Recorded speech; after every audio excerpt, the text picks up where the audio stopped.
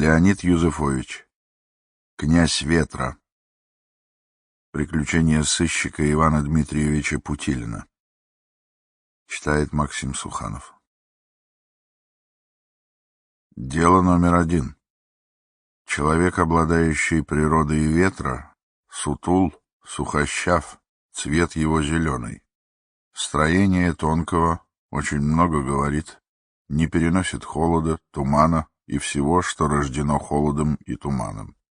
От природы достояние небольшое, жизнь коротка, сон поверхностен.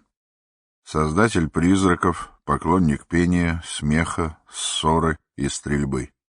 Имеет признаки грифа, гиены, собаки и лисицы. Человек, особо искусный в стрельбе, природой ветра не обладает. Человек, особо искусный в создании призраков, обладает ею как повелитель и князь ветра, имеющий признаки льва. Вайдо Онба. Тибетский медицинский трактат. Такие вот необычайные совпадения и вот такие ловкие приемы составляют особенность этой важнейшей разновидности служения обществу. Чарльз Диккенс. Сыскная полиция. Часть 1. Театр теней. Глава 1. Приговор.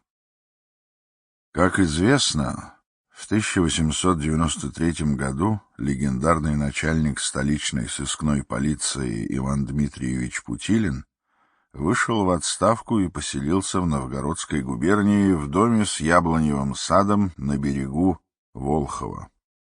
Вскоре, не устояв перед авансом, который предложил один солидный издатель, он взялся было за мемуары. Недели 2 с энтузиазмом разрабатывал план будущих записок, придумывал названия глав и подбирал к ним эпиграфы, пока не осознал, что вряд ли сумеет самостоятельно претворить это в нечто большее. Кто-то рекомендовал ему петербургского литератора Сафронова. В письме, правда, тот амбициозно запросил половину обещанного издателем гонорара, но при личной встрече согласился на треть, услышав, что в противном случае найдется перо подешевле.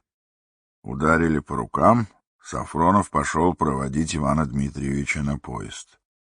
Запрашивая половину, он рассчитывал на четверть и был приятно возбужден.